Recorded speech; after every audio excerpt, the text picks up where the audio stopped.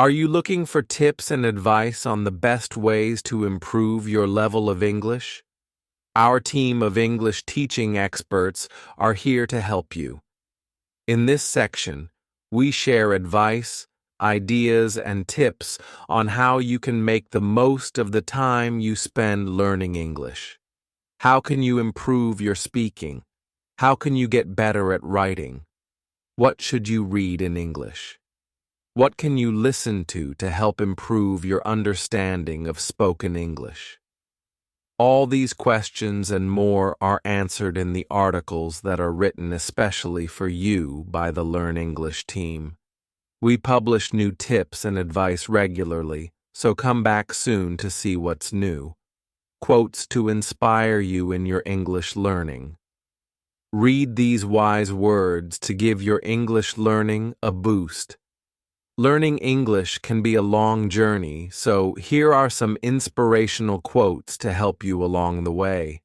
The more you speak more languages, the more you understand about yourself. Every word is a bird we teach to sing. If you're going to learn a new language, you can't try to be perfect. You'll stop yourself from talking. You just have to let go. Learning another language is not only learning different words for the same things, but learning another way to think about things. There are so many things that motivate me to continue learning. One is my own desire to learn new things and really expand my horizon and my knowledge and information about the world. There is no such thing as an ugly accent, like there's no such thing as an ugly flower. I am more confident with my English now. I had to do a short interview with, I think, Reuters from France. I was so nervous. I practiced memorizing 3 sentences for 2 hours. But I think that these kinds of interviews make me develop a lot, and that helps me. I like learning. English is the most spoken language in the world, and it just gives you a chance to communicate with so many people from other cultures. And I'm not speaking just about the English, but worldwide. Vincent Kompany, football player and manager. You are as many people as the languages you speak. Discussion. Which quote did you like most, and why? Do you know any other quotes or sayings about language learning? 5 ways to work out the meaning of new words. When you see or hear a new word, what can you do? Here are 5 ways you can guess its meaning. When you read and listen in English, you'll see and hear new words. It could be frustrating if you stop what you're doing all the time to check them in a dictionary or translate them. Instead, try to guess their meaning. Here are 5 ways to do it. 1. Use your general knowledge. What would be usual in this situation? Imagine that you're taking a bus or train and the driver says, "This is the last stop. All passengers, please alight here." If you don't know what alight means, you can guess that it means get off, since that's the normal thing to do at the last stop. 2. Break the word into parts. Let's say you don't know the word deemed here. The film was not deemed appropriate for young children. Deemed ends in ed, so it seems to be a past verb form. It also comes after was, which suggests it's a past participle inside a passive structure. So, we know that deemed is some kind of effect or result happening to the film. Look for prefixes too. For example, if somebody says this while you're speaking, "Sorry, can I just interject?" We can guess interject means to speak while someone else is speaking or to interrupt because it has the prefix inter, meaning between or in the middle. e.g., international, internet. 3. Check the surrounding vocabulary. The words before and after an unknown word sometimes give clues to its meaning. For example, in the film was not deemed appropriate. You may already know that appropriate means suitable or right, which is a kind of opinion or judgment.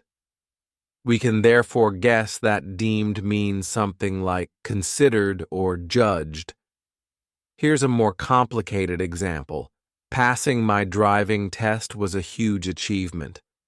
Doing it on my first try was just the icing on the cake. Let's say we don't know what icing is, but by looking at the surrounding words, we see that it's related to cake. We can also guess there is an idiomatic, that is, non-literal, meaning here, because cake doesn't mean anything obvious in this situation. So, the question is not just, what does icing mean, but what does the icing on the cake mean?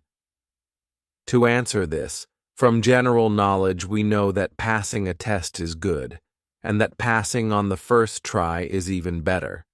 So, we can guess that the icing on the cake means something like, something was already good, passing the test, cake, and it became even better, passing on the first try, icing. Check the surrounding link words. Link words such as because and whereas give us clues because they connect one idea with another. For example, suppose you don't know the meaning of touch and go here. It was touch and go for a while whether they would lose their jobs. The conjunction whether suggests that the two results, losing or keeping their jobs, were both possible, so we can guess that touch and go has something to do with an uncertain result. Check whether the meaning is explained. Sometimes people explain words or repeat them in other terms. In Japan, I tried matcha, which is a type of green tea. She's a real live wire. She just can't sit still. Look out for phrases such as, which is, what I mean is, or in other words, which show that the speaker or writer is re-explaining something. Next time you see or hear a new word, guess its meaning. Use all the methods above and don't rely on just one. Discussion. When you see or hear a new word, what do you usually do? Do you check it in a dictionary, translate it, try to guess what it means, or do something else? How to get your English to C1 level. Are you aiming for C1 level English? This article explains what skills to focus on and how to practice. C1 is the fifth of 6 levels in the Common European Framework of Reference for Languages, CEFR. C1 indicates a proficient user. Below, we break down the skills of a C1 level user of English, as described by the CEFR. We also share our advice to help you on your way to achieving your learning goal. 1. Understand a wide range of demanding longer texts and recognize implicit meaning. It's a good idea to search online and offline to find suitably challenging reading and listening texts, such as novels, professional articles, podcasts, films, and lectures. And search widely. Go out of your comfort zone and don't always stick to your favorite texts and topics. Recognizing implicit meaning means understanding what writers and speakers intend to communicate, even when it's not expressed literally. For example, I went to Brighton for the weekend, but there was nothing to do. This speaker probably doesn't mean that there were no activities at all, but that there were no interesting or attractive activities. Another example: A. Did Amina get the job? B. I'd better not say. Although it's unsaid, we understand that B does know whether Amina got the job or not, but feels that it is not right or appropriate to tell A.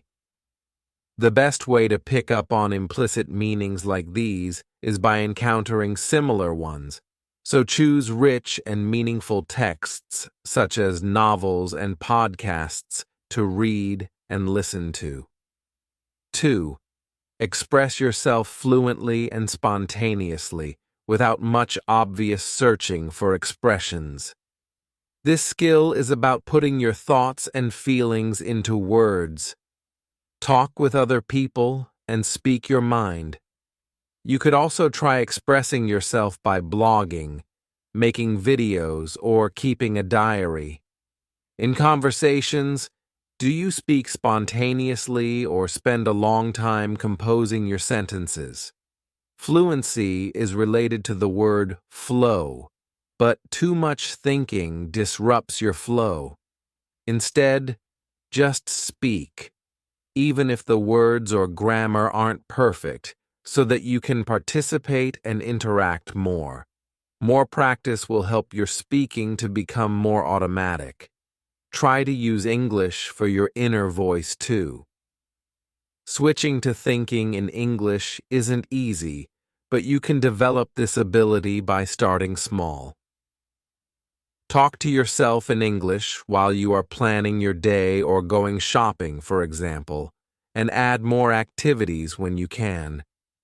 It's always good to build up your vocabulary, especially for conversation. Observe how other proficient speakers express themselves and pick up useful words and phrases from them. Noticing new words and phrases, noting them down, and then trying to use them in context is a great way to learn. 3. Use language flexibly and effectively for social, academic, and professional purposes. Using language flexibly means being able to adapt to different situations. So, vary your speaking practice by speaking with different people for different purposes and expressing different ideas. It's also good to use English for a wide range of purposes in your life, such as for entertainment, work, study, or hobbies.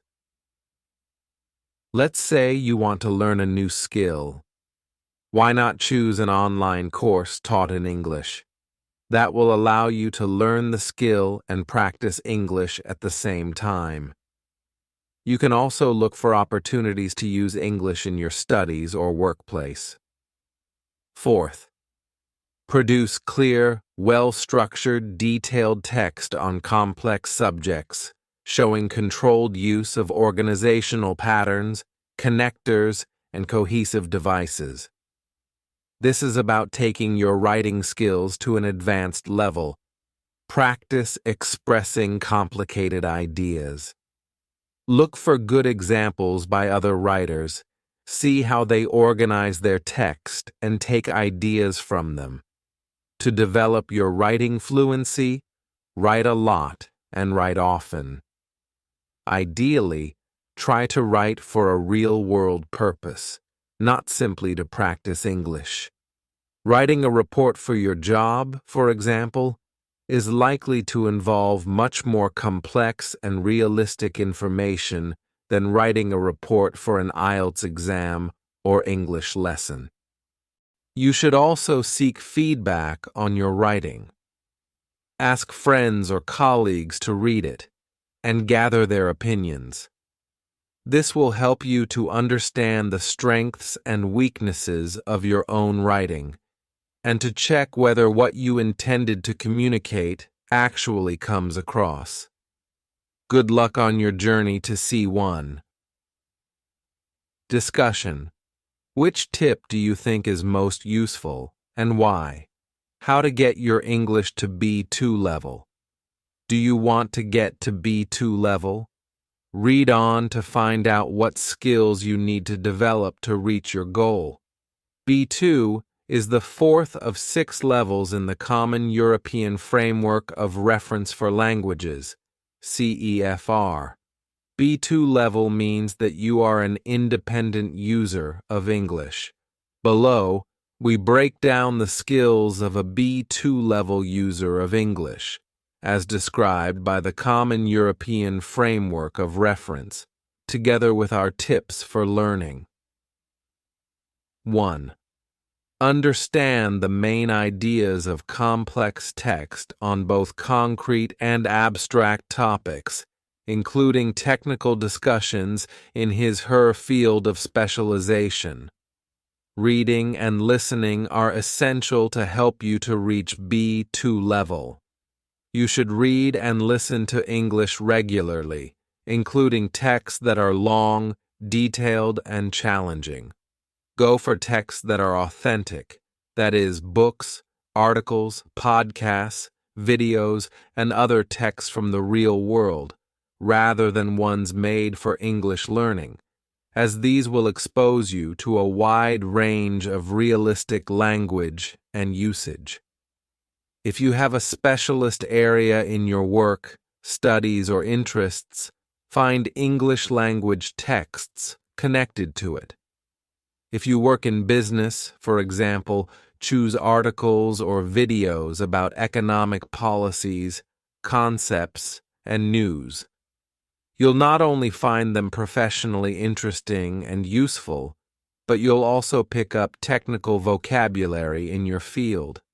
And while you read and listen, try to identify the main ideas across the whole of the text. It's good to notice small details too, but think about the bigger picture. What does the writer or speaker want to say overall? Is there a central idea that connects all the small details?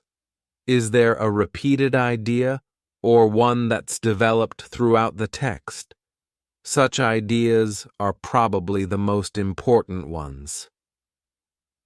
Second, interact with a degree of fluency and spontaneity that makes regular interaction with native speakers quite possible without strain for either party. Fluency and spontaneity mean that you can express your ideas smoothly and without needing to prepare much, and you can talk comfortably with other people. It's fine to prepare some things to say, but use them flexibly in your conversation, not as a script. Try to avoid saying all your ideas at once and speaking by yourself for a long time. Instead, see how other people respond to what you say. They might want to add something or interject, and build up interaction with them by asking questions or inviting them to join in. It's not easy to interact naturally and comfortably in a second or foreign language, but the more of it you do, the easier it will become. As you gain more experience, some of your ways of talking and expressing yourself will become more automatic. So, take every opportunity to speak in English, whether in or outside class, online or offline. 3. Produce clear, detailed text on a wide range of subjects and explain a viewpoint on a topical issue, giving the advantages and disadvantages of various options. This is about writing and speaking. For B2 level, you should develop your ability to write and speak clearly and knowledgeably on various topics. Look for opportunities to do this in your place of work or study, online or elsewhere. Practice expressing your thoughts and opinions. It's a good idea to read the news so that you're in touch with current events. Try to form your own viewpoint on an issue and think it through by asking yourself, why do I think that? What support is there for my view? Then, practice explaining it. Some good ways to do this are by keeping a blog, journal, or video diary using social media in English, joining an English discussion group, playing games in English, or having frequent conversations. At the same time, you should consider different views. You don't necessarily have to agree with them, but you should be able to recognize and comment on viewpoints besides your own, or on the different aspects of an issue. All the best on your journey to B2. Discussion. Which tip do you think is most useful, and why? How to get your English to B1 level. Do you know what skills are needed for B1 level English? Find out here and read some helpful tips. B1 is the third of 6 levels in the Common European Framework of Reference for Languages, CEFR. B1 level means that you are an independent user of English. Below, we describe the skills of a B1 level user of English, as described by the Common European Framework of Reference, and we explain what to practice to reach B1 level. 1. Understand the main points of clear standard input on familiar matters regularly encountered in work, school, leisure, etc. For B1 level, you should read and listen to English as much as you can. You can take English lessons, listen to English language songs, watch films and shows in English, read documents in English for your job, or search for articles and videos. All of these will help you to improve your reading and listening skills. Choose texts about things you already know. For example, read English language websites or tourist information about your country, or watch a show or film again that you've already watched, but this time with English audio or subtitles. Don't worry if you don't yet understand all of it. Focus on understanding the main points and note down new words to increase your vocabulary. Also, choose texts at the right level for you. On this channel, for example, do readings and listenings that are marked A2 or B1. Don't choose texts that you find too difficult, as you might feel frustrated. 2. Be able to deal with most situations likely to arise whilst traveling in an area where the language is spoken. If you have any opportunities to travel, take advantage. Use your English to do things like buying tickets, ordering food, shopping, and taking public transport. Even if you can't travel, there are still things you can do to improve your skills. Travel topics are usually included in English course books and learning materials, so use them to prepare for these situations. A good way to practice is to first learn useful words and phrases for a situation, and then do a role play. 3. Produce simple connected text on topics which are familiar or of personal interest. How often do you speak and write English? Try to do both regularly. For speaking practice, try to find some English speakers in your workplace, school, local area, or online, and talk to them about your interests, family, work, and so on. You can also try recording yourself speaking or posting a voice message in our Learning Hub. For writing practice, you might like to write a diary or blog, or write comments on the Learn English Facebook page or social media. For B1 level, you should speak and write more at length. Use words such as therefore, because, first of all, and on one hand, on the other hand, to connect one idea or sentence to another. 4. Describe experiences and events, dreams, hopes, and ambitions, and briefly give reasons and explanations for opinions and plans. This skill is about expressing your thoughts. Practice putting your thoughts into English. You can try talking about your past experiences. What memorable experiences have you had, either recently or a long time ago? You might need to check some vocabulary to talk about them, so use a dictionary or translator. Then think about what you can say and practice saying it until you can describe your experience smoothly and in detail. This is also good for your vocabulary. It's usually easier to learn vocabulary when it is personally meaningful. Try talking about the future, too. What do you plan to do this week, this year, or in 5 years' time? Do you have any hopes or dreams? Put these into words. If you don't know what your future plans are, it's fine. You can still talk about different options that you are thinking about. You can also say why you plan to do things. As suggested above, keeping a diary or blog and having regular English conversations are good ways to practice these skills. Good luck on your way to B1. Discussion.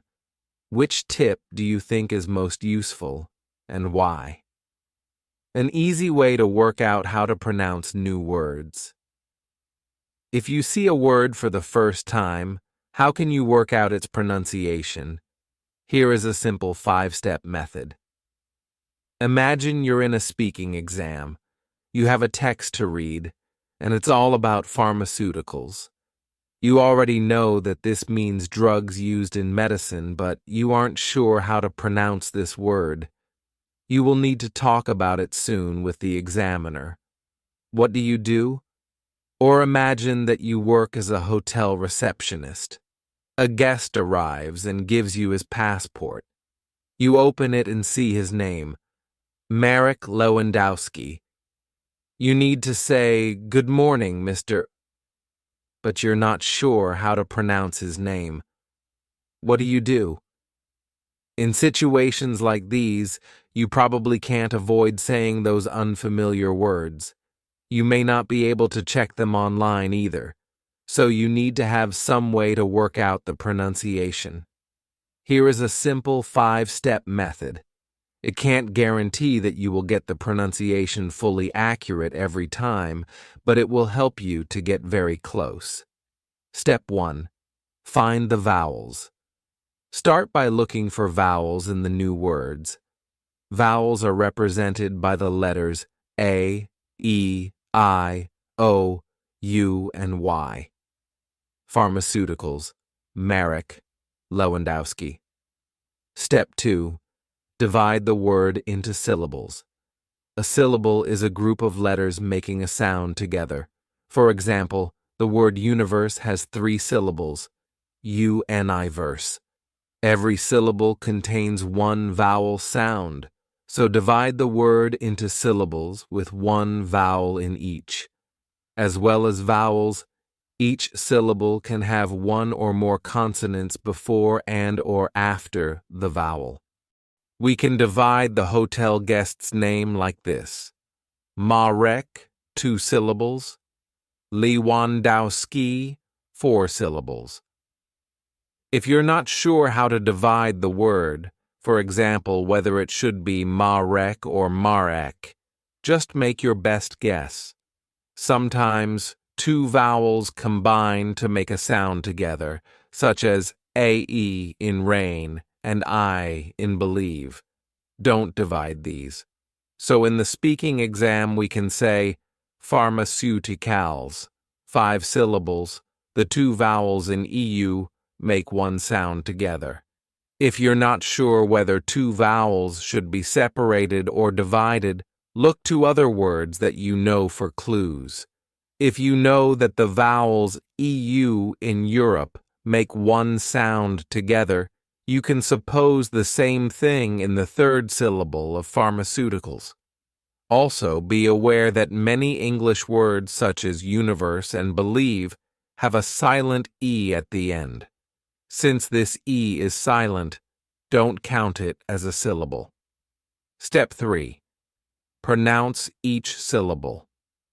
Say the syllables one by one.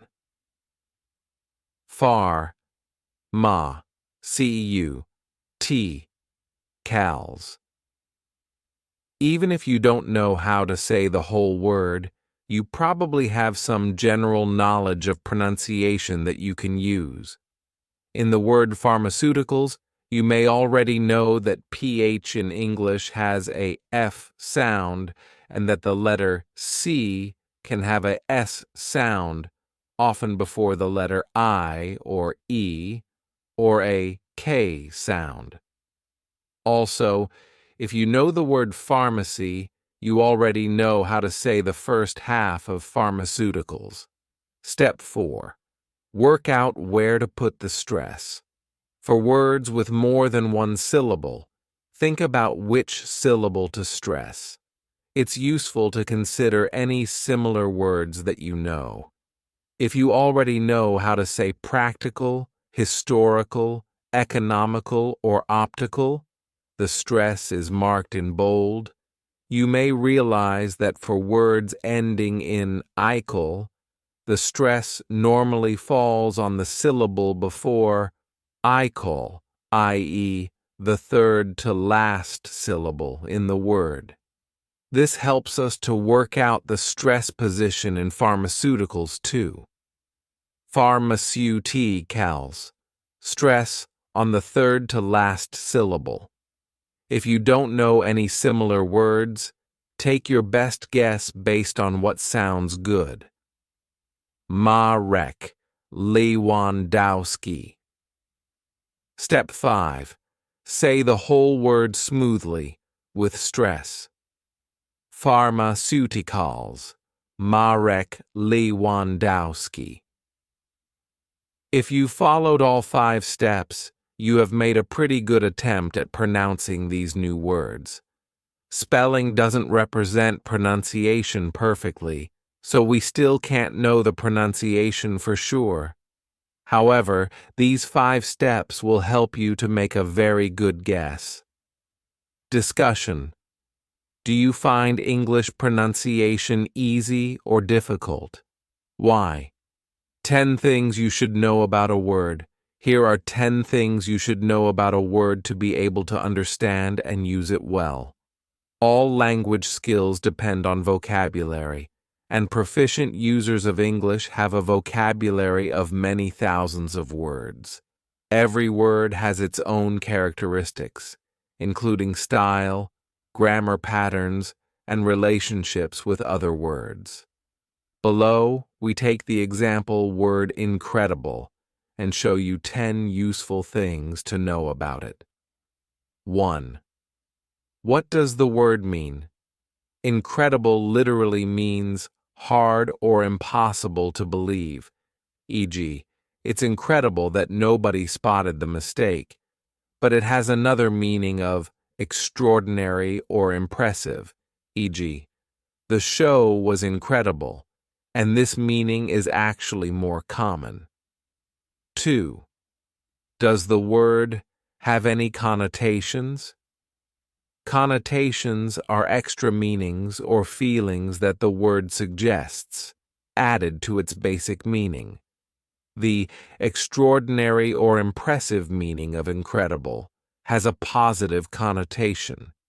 If somebody describes something as incredible, they are often expressing praise or appreciation. 3. How is it similar to or different from other words? Synonyms are words with similar meanings. Incredible has several synonyms, but some of them have differences in meaning. Unbelievable means the same as incredible. Not credible means hard or impossible to believe, but it doesn't have the extraordinary or impressive meaning. It usually describes people and their words, e.g., his explanation was not credible, and not credible is preferred over incredible for this meaning. Amazing also means extraordinary or impressive, but it has a stronger connotation of wonder or admiration than incredible does. Antonyms are words with opposite meanings. Incredible has the antonym credible, but only for its hard or impossible to believe meaning. 4. Does the word belong to a particular style? Some common styles are global varieties of English, e.g., American English, old-fashioned style, formal, informal, or neutral style, technical or specialized language, spoken language and written language, politeness and impoliteness. Saying incredible to mean good or impressive is somewhat informal in style. It's more common in speaking than in writing. 5. How frequently used is it? Incredible is used moderately frequently in speaking. It's more frequent than unbelievable, but less frequent than amazing. 6. How do you spell and pronounce it? Incredible has 10 letters and fairly regular spelling. In pronunciation, it has 4 syllables, incredible, and the second syllable is stressed. 7. What word class is it? The word class is the word's grammatical category, noun, verb, adjective, etc. Incredible is an adjective. It's a non-gradable, extreme adjective, which means you can describe something as absolutely incredible, but not very incredible, or completely incredible. 8. Does it contain prefixes or suffixes? Prefixes are meaningful parts added at the front of words, while suffixes are added at the end. Incredible has an in prefix, meaning not, e.g., invisible, inactive. It also has the suffix able, which means able to be, e.g., visible, convertible. 9. Which other words are in the same word family? A word family is a set of words all made from the same base word. Here are some words in the incredible word family. Although the noun credibility exists, the noun incredibility is listed in some but not all dictionaries, so it might not be generally accepted. 10. What collocations does the word have? Collocations are words that go together to make common phrases. Here are some collocations with incredible. Quite incredible, e.g., the singer's rise in popularity has been quite incredible. The most incredible plus noun, e.g., when I saw my son for the first time, it was the most incredible feeling. Subject plus found it incredible that, e.g., I found it incredible that nobody complained about the food. It was incredible to hear, e.g., it was incredible to see the band play live. Where can I find the answers to these questions? For all the information above, check dictionaries. A good dictionary will provide explanations of meanings, style notes, pronunciation symbols or audio, example sentences, and collocations. Since different dictionaries include different information, it's worth checking several dictionaries, not just one. However, you will gain much of your word knowledge simply by seeing words repeatedly over time and in different contexts. While you are reading and listening, note down things that you learn about their meaning, usage, style, and grammatical characteristics, as well as any good example sentences. Discussion. What do you do to learn vocabulary? Have you learned anything new about the word incredible?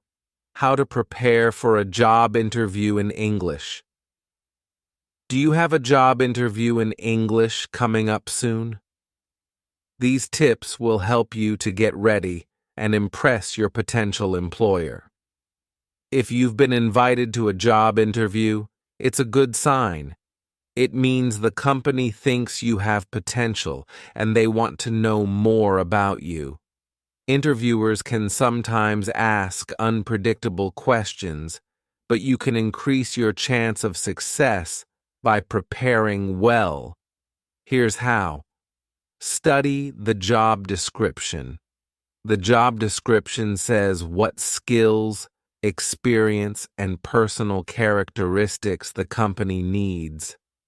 Think of examples of your past work that demonstrate your strengths in these areas. You may have other skills too, but focus on those mentioned in the job description. Anticipate questions and prepare answers. Here are some common questions to prepare for. Why do you want this job? What can you bring to this role? Why did you leave your last job? Where do you see yourself in 5 years' time? What are your strengths and weaknesses? What challenges could you face in this job? Your answers will be more persuasive if you include real examples of your work. For instance, Q. What can you bring to this role? A. Good time management. It's one of my strengths.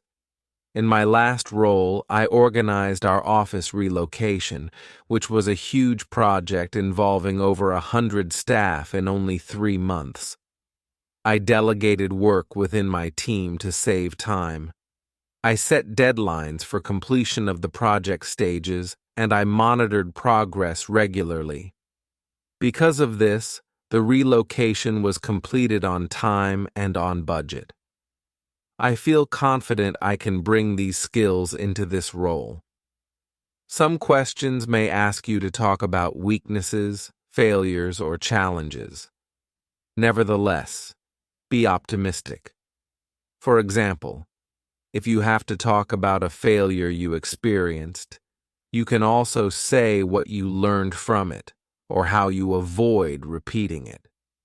Look at your CV and guess what interviewers will want to know. For instance, if you have any gaps between jobs, they may ask what you did during that time.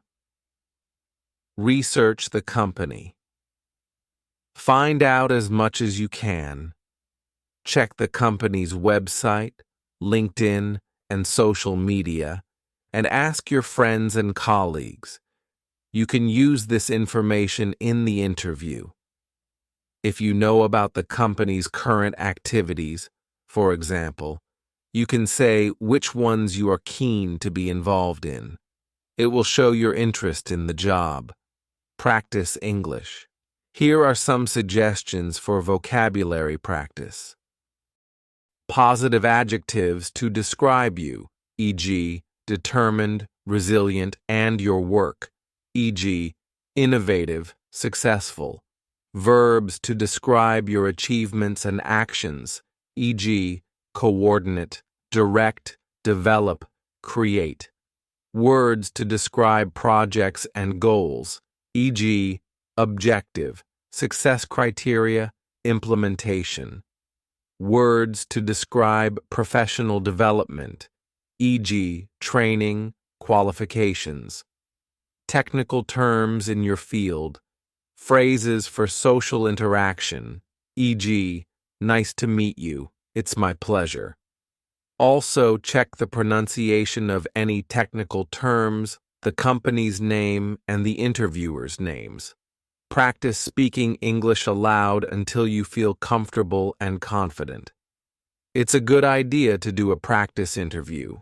Ask a friend to ask you some questions, and practice responding in English. Prepare your own questions. You may have a chance to ask your interviewers some questions. This is a good way to show your interest, as well as to find out more about the job. Here are some suggestions. What do you think the challenges will be for this role? What's the next step in the recruitment process after this interview? When will you notify candidates about the outcome of the interview? Will there be any support for training and development in this role? Prepare the practicalities. Decide what clothes you will wear and get them looking smart. Pack in your bag anything that you need to bring, such as your ID card or certificates. Take a bottle of water, too. Arriving late makes a bad impression, so plan to arrive at the venue early. For online interviews, find a quiet place where you won't be disturbed. Turn on your device's camera and check that the picture is clear and the room lighting is not too bright or dark. Check that the microphone picks up your voice clearly too. Have a look around the interview platform, e.g. Zoom or Skype, and get familiar with the controls, how to mute, share screen, etc. Also, prepare any notes that you want to refer to. Good luck in your interview. Discussion. Are you good at job interviews? Have you had a job interview in English? Phrasal verbs. Why they're good to know and how to learn them. Have you ever wondered why phrasal verbs are so important? Read this article to find out more. Did you know that there are thousands of phrasal verbs in English? You probably already know more than you think. They're a really important part of the English language, so let's have a look at them in more detail. What exactly is a phrasal verb? A phrasal verb is made up of a verb, usually a very common one, like make, and a particle, like up. Some phrasal verbs have two particles, for example, put up with. The particle usually changes the meaning of the verb. What are the challenges with phrasal verbs? Phrasal verbs look easy. After all, they're just a common verb followed by another little word. Often people don't even realize they need special attention. So what do you need to know about them? Here are some of the challenges. The meaning is often impossible to guess from the individual words. There are some that you can work out by knowing the meaning of the verb and the particle, for example, take away, but others that you can't. For example, take after, meaning to be similar in appearance or character. She takes after her dad. The same verb can be followed by many different particles, each giving a different meaning. For example, come up with, come across, come about. The verb come is used in at least 35 phrasal verbs. Each phrasal verb can have various meanings depending on context. For example, take off can mean remove clothing, please take your shoes off, to suddenly become successful, the new product really took off, or to leave the ground, the aeroplane took off. Phrasal verbs have a bit of grammar to learn with them. Sometimes you can separate the verb and particle, call the meeting off, and sometimes you can't, look after the cat. Go to our grammar section to learn more about the grammar of phrasal verbs. So those are the main challenges of phrasal verbs, and understanding those challenges really helps you learn and use these super useful phrases. Are phrasal verbs worth the effort? Phrasal verbs are definitely worth learning. Here are just a few of the reasons why. First, they're used very commonly in conversations, so knowing phrasal verbs will help you understand other people. Second, As there are so many phrasal verbs, knowing them is a great way to build up your vocabulary. And third, they're used a lot in informal English, so using them will help you sound natural, relaxed, and friendly. What's the best way to learn phrasal verbs? As we've said, there are thousands of phrasal verbs in English, so don't even think about sitting down and trying to learn a list of all of them. The best way to learn phrasal verbs is to see them in context. Try to notice phrasal verbs when you're reading, listening to a song, watching a video, or talking to someone. This will help you understand the meaning, get a feel for how to use them, and remember them better. Whenever you come across a new phrasal verb, make a note of it. A good online dictionary will give you the meaning and show you how to use it in a sentence. There are several ways to organize your phrasal verbs in your notebook and in your mind. You may want to have the verbs as your starting point. For example, you could make a page for phrasal verbs with come, and then as you come across a new one, add it to that page.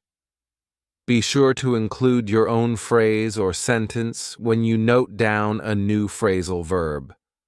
This will make it more memorable and help you remember how it's used in a sentence. A really helpful way to learn phrasal verbs is to group verbs whose particles have the same or similar meaning. For example, back often includes the idea of return, call back, go back, pay back, and up often shows completeness, clean up, eat up, use up. Another good idea is to group your phrasal verbs by topic. For example, you could group phrasal verbs that are commonly used for daily routine, or work, or sport. You could write a short text on that topic that includes as many phrasal verbs as you can. For instance, my alarm goes off at 6:45 a.m. I usually feel sleepy and find it hard to get up, but my morning coffee soon wakes me up. If a phrasal verb doesn't seem to fit into a particular topic, you could note down where you first saw or heard it. Personalizing them will make them meaningful and memorable. Finally, as with all new grammar and vocabulary, try to use the new phrasal verbs you learn when you're talking and writing. This will help fix them in your long-term memory. However you decide to learn phrasal verbs, gradually building up your bank of personalized phrasal verbs is sure to pay off. They'll help you understand everyday speech and create closer relationships with people, and you'll enjoy using them. By the way, did you notice the 17 phrasal verbs in this article? Why not make a note of them and see if you can add them to your vocabulary? Discussion. Did you find the article useful? Can you write a short text using phrasal verbs? How to be a confident learner. In this article, you'll learn how to boost your confidence while you study English. The word confidence comes from Latin or French and literally means full trust in yourself. But confidence can be reduced by disappointing exam results, making mistakes, feeling as if you're not progressing, and many other things. Boosting your confidence will help you to get the best possible results and enjoy your learning too. Here are some tips. How to be a confident speaker. If you've ever kept quiet because you didn't feel confident speaking English, this article is for you. Confidence helps you to speak English well and to enjoy speaking.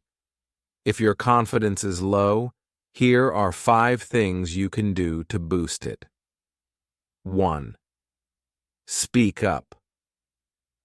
Unconfident speakers often finish speaking as soon as they can or avoid speaking, but that can reduce your confidence even more.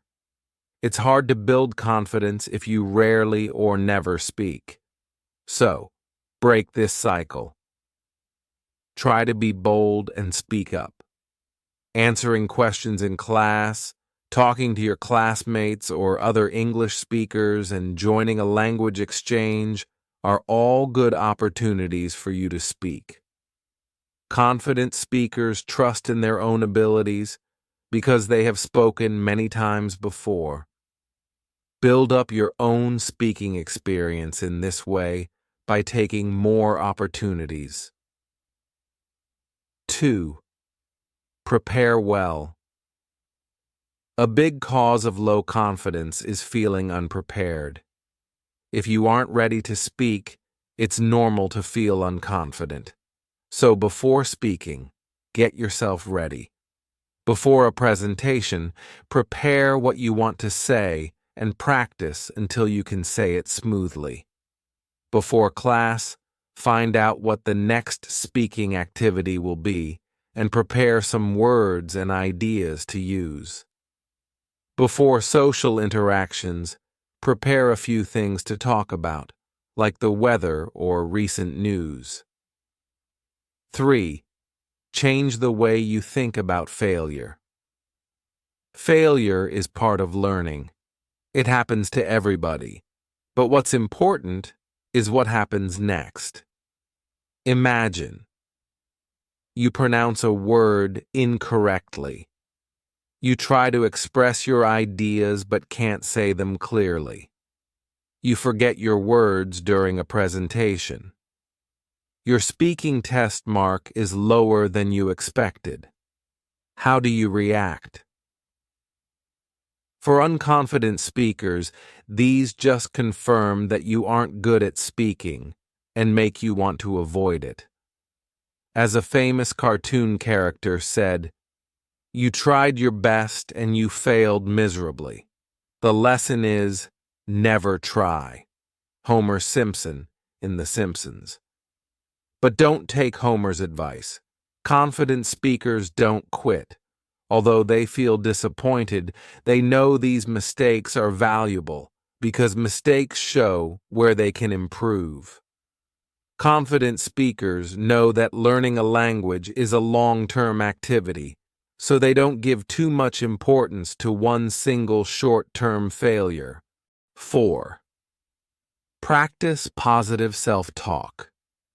We are our own worst critics. We notice all our own little mistakes, even if other people don't. We say to ourselves things like, "I'm bad at speaking English." But this is just an automatic thought. You needn't accept it. Interrupt this negative self-talk by questioning it. Is it really true?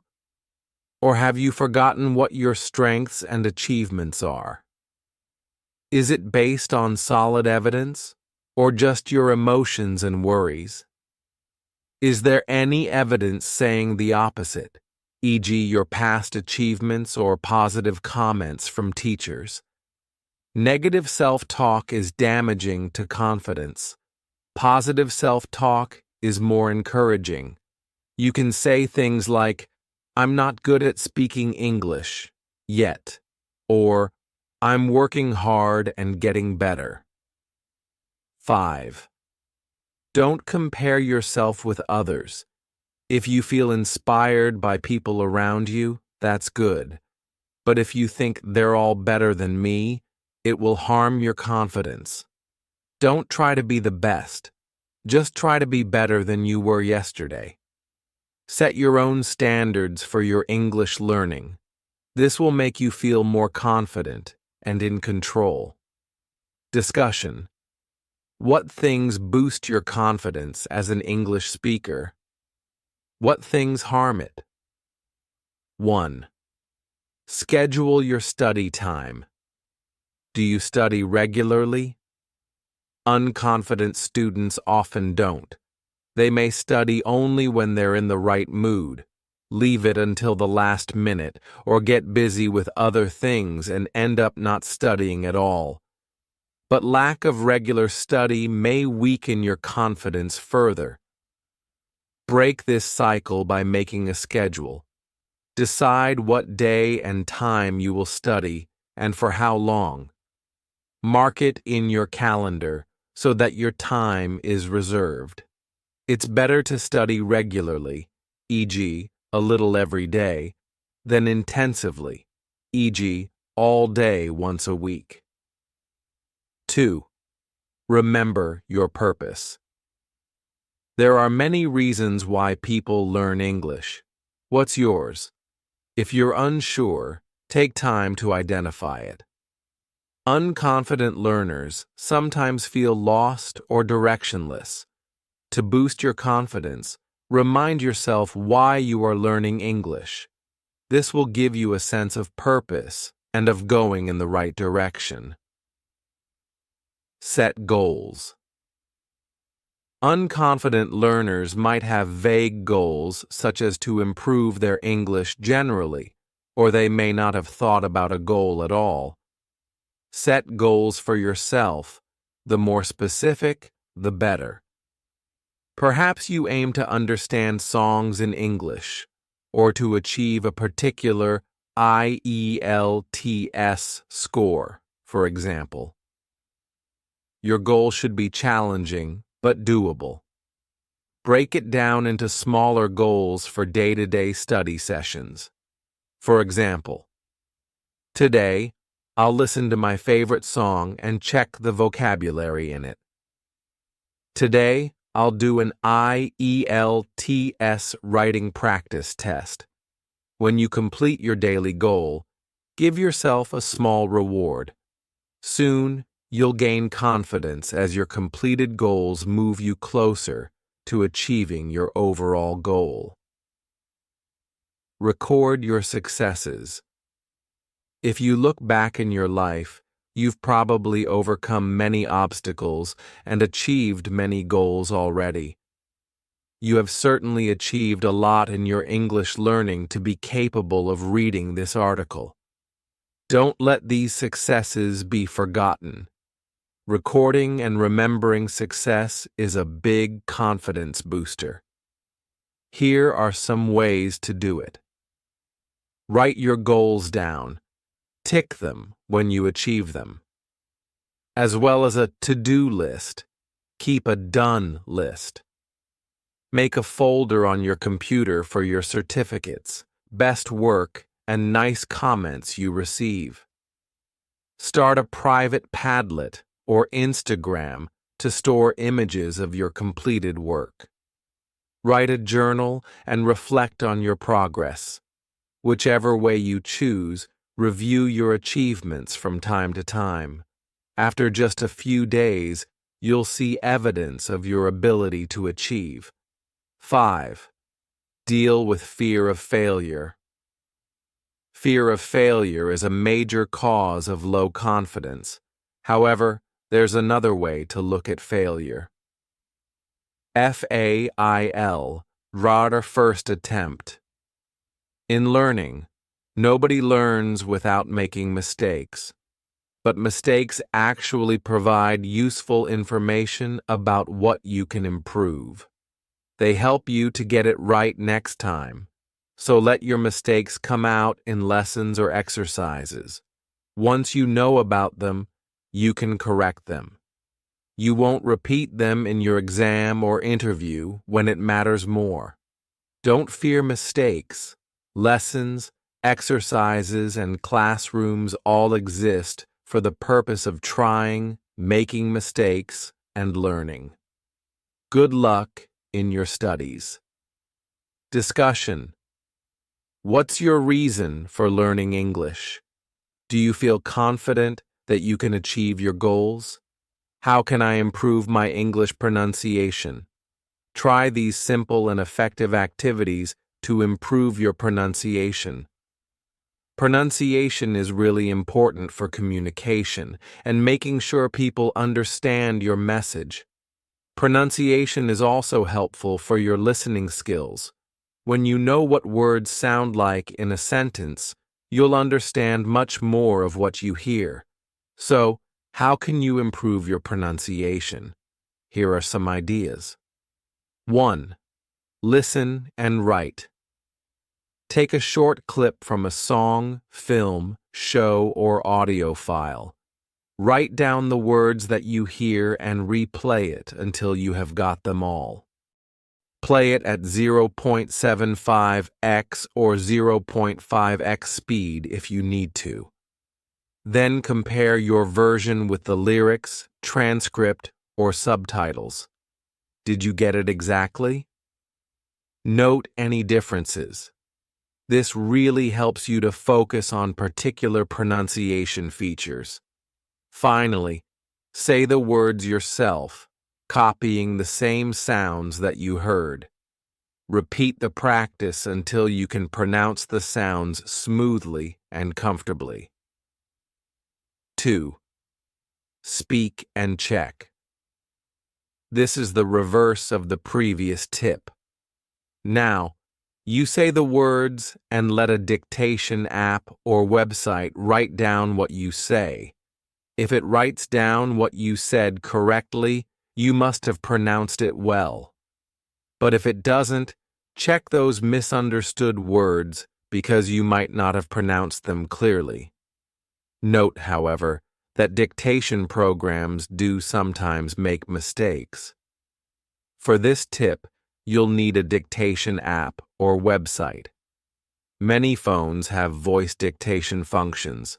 You can also use websites such as https://dictation.io/ Make sure you set the language to English.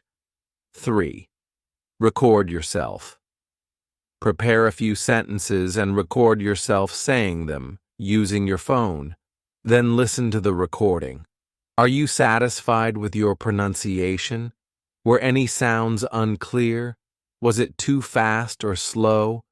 You can also try saying the sentences that you listened to for tip 1 and compare your recording with the original. Many people dislike listening to their own voice. But if you can get past this reaction, it's a good way to identify things to improve in your pronunciation. 4. Learn pronunciation symbols. Did you know that English has 26 letters but over 40 different sounds? We use special symbols to show pronunciation. For example, the word enough is INF. This helps us see that the first sound of enough is actually an I sound, not an E sound, even it's spelled with E. It's worth learning these symbols because then you can identify individual sounds more precisely. Learning the symbols takes a little work, but it's not too hard. In fact, many are obvious. You can probably guess what sounds N and F represent. Most dictionaries use these symbols. You can also see and hear all of the symbols in the Sounds Right app. 5. Focus on confusing sounds. We suggest focusing on sounds that can cause confusion for listeners if they are pronounced incorrectly. Here are some examples. Long and short vowels, e.g., I want to leave here, long, I, sound, versus I want to live here, short, I, sound. R and L, e.g., can you correct the file? Versus can you collect the file? Consonant clusters, e.g., clothes. Some people say it like close or closes. When you practice English, make a note of any confusions like these and practice pronouncing them clearly. Now you've read our advice on improving your pronunciation, go and try out some of the ideas. Good luck. Discussion. Which of the tips have you tried? Did they help you to improve your pronunciation? 6 tips for speaking English internationally. Do you need English to communicate in an international environment? Here are 6 tips to connect with people successfully when English is your common language. English is spoken by over 2 billion people worldwide. That's 1 in 4 people. It's the language of business and tourism, and the language people use to work together, share knowledge, and understand different cultures. As the most spoken language worldwide, English is an incredible tool to help you connect with other people. But even when you speak the same language, international communication isn't easy. Different accents, language levels, and cultural references can make communication very challenging. In fact, it's possible to speak the same language and not understand what's being said at all. Here are 6 tips to improve communication when speaking English in an international context. 1. Think communication. This is really obvious, but really worth remembering. Sometimes we're so busy worrying about our language skills that we forget the goal is communication. Imagine someone says something you don't understand in a course you're studying in English. Do you interrupt politely to ask for clarification? Or do you say nothing, thinking that everyone else must understand? The problem with staying quiet is it stops communication, and you're probably not the only person who hasn't fully understood. Whatever your language level, you have every right to ask questions, check you've understood, and participate. In fact, it makes you a good communicator. So, go for it. Good communication is often about attitude, not your English level. 2. Check understanding. Checking understanding isn't just the responsibility of the listener. When you're talking, try to build in opportunities to check people have understood you. You could say, "Do you know what I mean?" to check your main point. "Are you following me?" during a longer explanation. "Is this clear? Am I being clear?" especially for instructions. What do you think? To see if people have the same opinion as you, open questions that require longer answers rather than yes or no questions really help check there are no misunderstandings. 3. Keep it simple. Remember that not everyone's English is as good as yours, and even excellent English speakers might not know certain expressions. That's why simpler is always better for good communication. Be kind to your listener and speak simply, slowly, and clearly. Try to choose common vocabulary and avoid idiomatic phrases like, "You dodged a bullet," "You avoided a bad situation." These kinds of phrases are confusing if you don't already know the meaning. Look for alternatives to business jargon, too. For example, "in the future" is easier to understand than the expression "going forward." It's also helpful to say abbreviations like ETA, estimated time of arrival, in full, unless you're sure people are familiar with them. 4. Repeat things. People are worse at remembering things than you might think, especially if they only hear them once.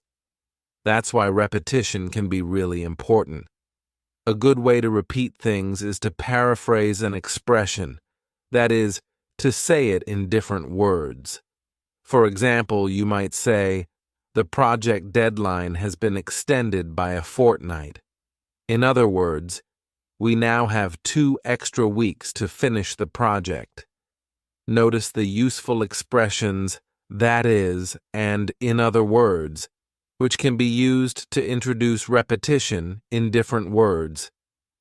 Repeating key information like this helps people remember things, and it also gives them a better chance of understanding them. 5. Aim for intelligibility. Everyone has an accent when they speak English. Your accent might say something about where you're from, the places you've lived and worked, or where you learned English. And that's a beautiful thing.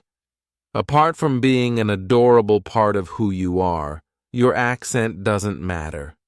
What does matter is that people understand you. That means you need correct pronunciation, or, at least, correct enough pronunciation for people to easily recognize the words you're saying. Being understandable is called intelligibility. And intelligibility, not accent, is the big one to work on. 6. Work on your pronunciation. It's a double win. So, when you work on your pronunciation, you improve your intelligibility, and that makes you a better communicator. But that's not all. When you improve your pronunciation, you also improve your understanding when listening. That's because you're aware of how words and phrases sound, so you recognize them more easily when you hear them. Here are a few things you can do to improve pronunciation that have big positive effects on both intelligibility and listening skills. When you learn a new word, make sure you know the pronunciation. Make a note of individual sounds and word stress when writing down new vocabulary and phrases. Be aware of connected speech, how the end sound of one word can affect the beginning sound of the next word. For example, the phrase law and order can sound like a person called Laura Norder. Notice that we stress the words in a sentence which are most important for meaning. Having good pronunciation is amazing for both being understood and understanding. It's a double win for your communication skills. So, there you have it. 6 tips for speaking English internationally. 1. Think communication. 2. Check understanding. 3. Keep it simple. 4. Repeat yourself. 5. Aim for intelligibility. 6. Improve your pronunciation. Discussion. Do you need to communicate in an international environment? Which of the tips did you find useful? How to prepare for speaking exams. Are you taking a speaking exam soon? Read these tips that will help you to get a great score. Here's our advice about how to practice, what to do on exam day, how to prepare for online exams, and more. 1. Learn all about the exam. Find out as much information as you can. How many questions are there? How long is it? Is there any planning time? Do you speak alone or with a partner? It's important to know the exam format so that you can practice speaking in the same way. Understanding the marking criteria is also important. The criteria are what the examiners want you to demonstrate and what they will reward with high marks. Different exams have different criteria, but common ones include task completion, grammar and vocabulary, organization, pronunciation. 2. Search for examples. Search online for videos of the exam. These will help you to understand what happens in the exam. You can also learn from what other candidates did well or not so well in the videos. Search for exam papers too. Many exams have sets of practice papers and answers that you can download. 3. What and how to practice. To get ready for the exam, speak English as much as you can. Make a big effort to speak in class, with other candidates, or whenever you have an opportunity to speak. Practice answering questions similar to the exam questions and do at least one full test from start to finish. Recording yourself and listening back to it may help you to find ways to improve. Prepare some answers about common topics such as work or travel, but don't plan to give a memorized answer in the exam. The questions probably won't be exactly the same as the ones you've practiced, so be ready to adapt your answers.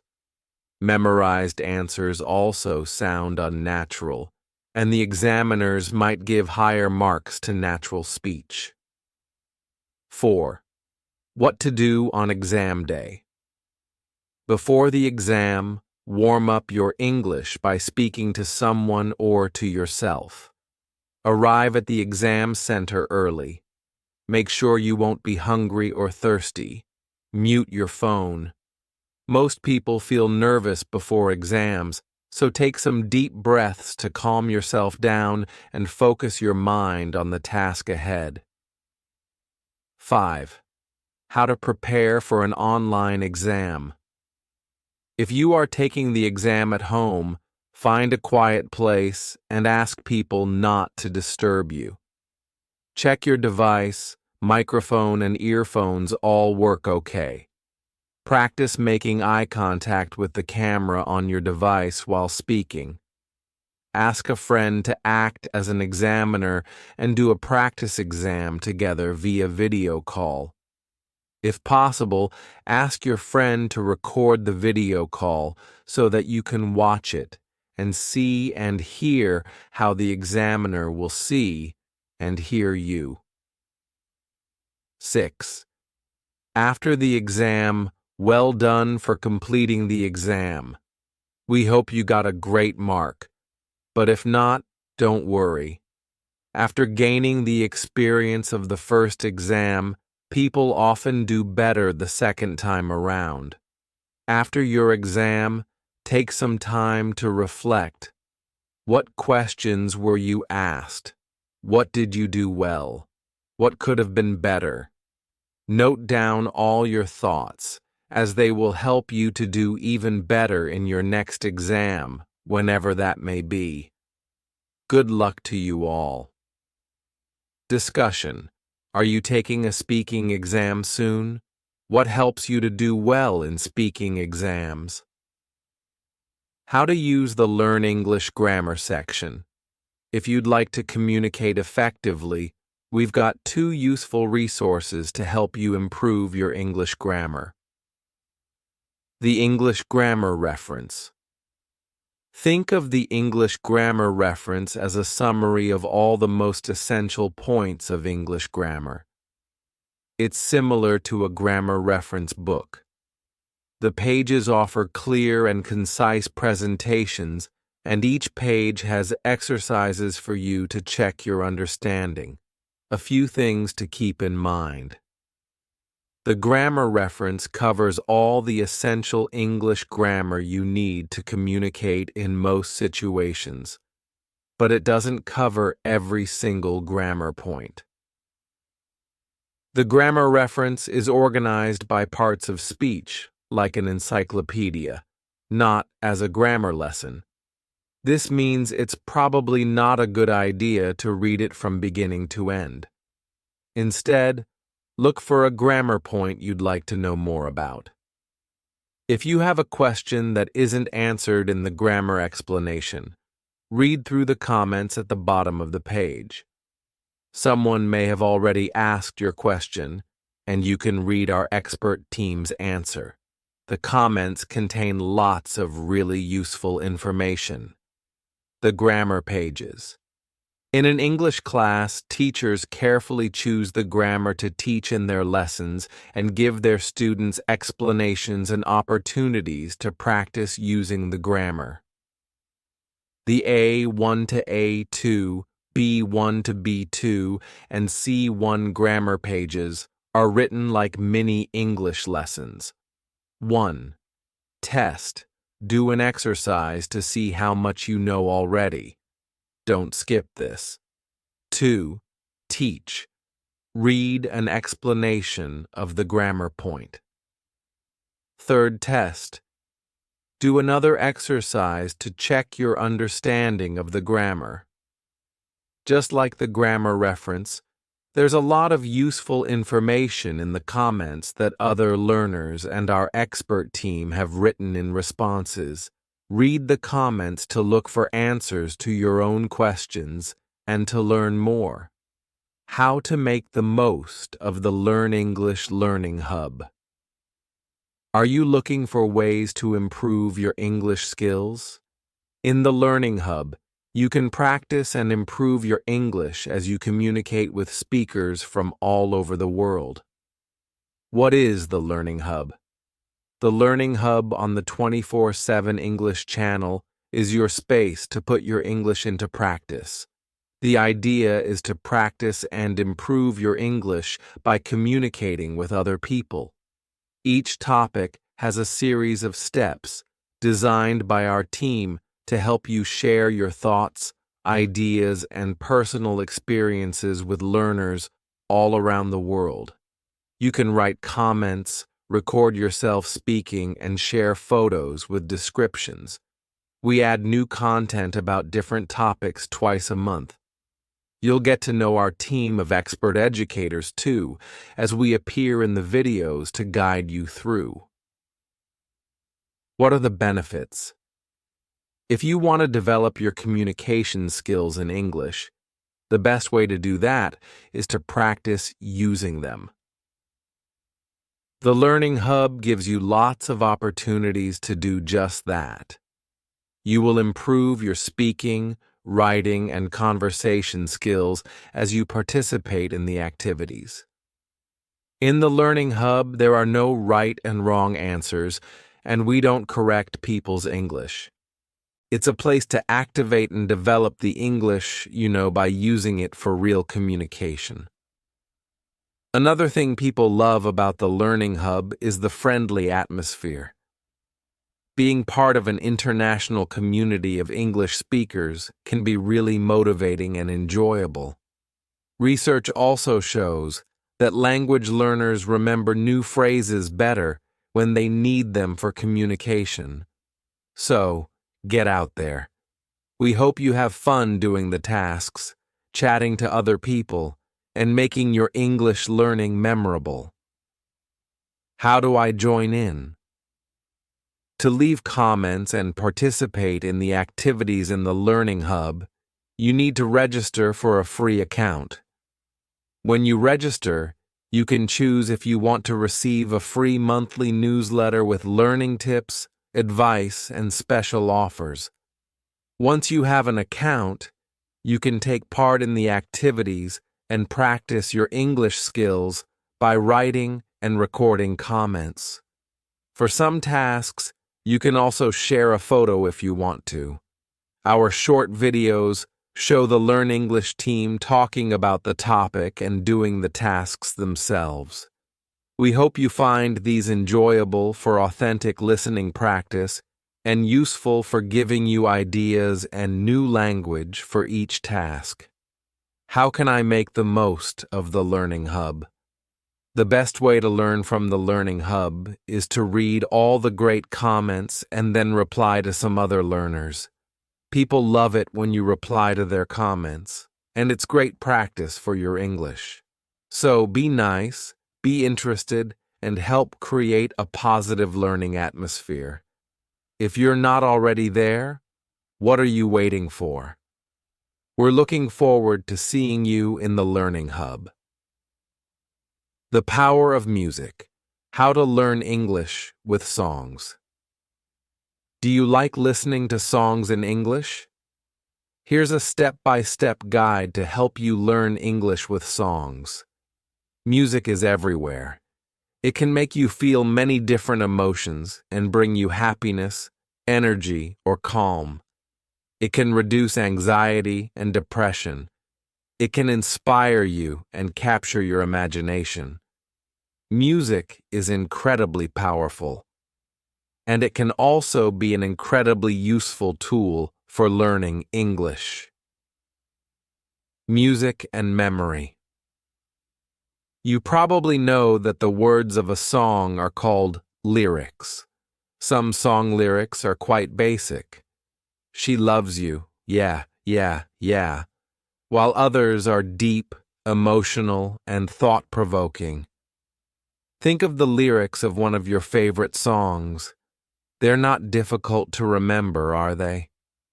Studies show that music not only helps us remember old memories, it also helps us to create new ones. This is great news for learners of English. Music will help you remember words and phrases that you already know, and help you learn new vocabulary and expressions. A step-by-step guide to learning English with songs. 1. Choose a song that's in English.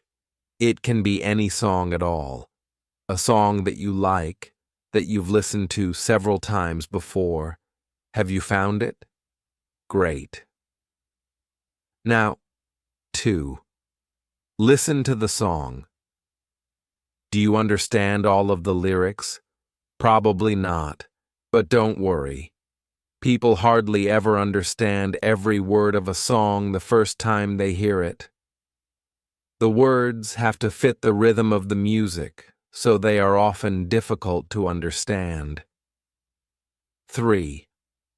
Read the lyrics. Find the lyrics online. Many music streaming services have a setting where you can listen and read the lyrics at the same time. Listen to the song again while you read. Now it starts to make a bit more sense. Make a note of new or interesting words and phrases. You don't have to look up every single word in the dictionary. Try to learn 5 to 10 new words per song. Notice pronunciation. You may notice some strange-looking words. Some words in songs are written as they are pronounced. Wanna, for example, is an informal spelling of want to. What about gonna and gimme? What are these informal spellings of? As you listen, notice how phrases are pronounced. This really helps you understand people when they're talking fast. 5. Listen again and join in. As you listen, start to join in with the easier parts. Sing as quietly or as loudly as you want. The chorus, the part of the song that is repeated several times, will probably be what you can sing along to first. 6. Sing along. Listen to the song a few more times, and each time join in with a little bit more.